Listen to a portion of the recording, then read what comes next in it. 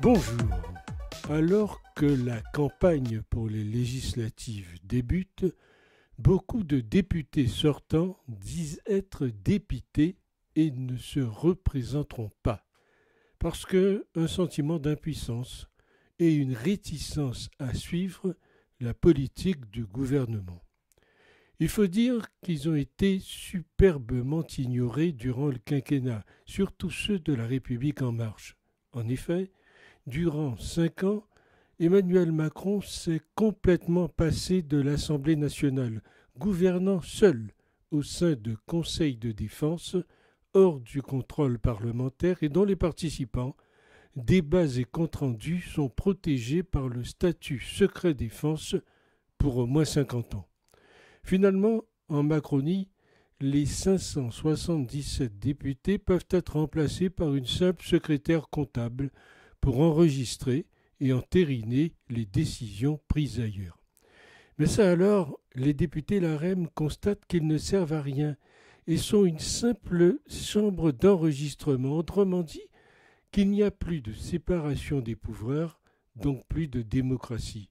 Que n'ont-ils rué dans les brancards quand ils siégeaient, ces députés épris de démocratie?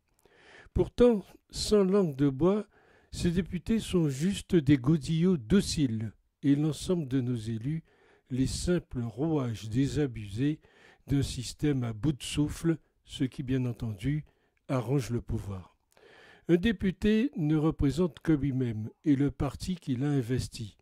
La plupart ne valent pas grand-chose, ce sont des apparatchiks qui font leur nid dans les ors de la République. Le contribuable n'a qu'à payer. Quant aux termes représentants du peuple qu'ils nous jettent à la figure pour justifier leur position, faites un sondage, je suis sûr que 90% des gens ne savent pas dans quelle circonscription ils votent, ni le nom de leur député, c'est une réalité.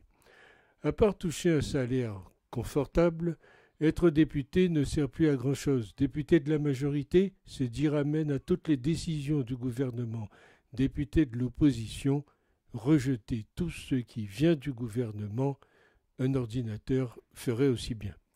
Le vrai problème de fond qui commence à devenir une évidence, c'est l'absence de poids réel des élus sur l'avenir du pays.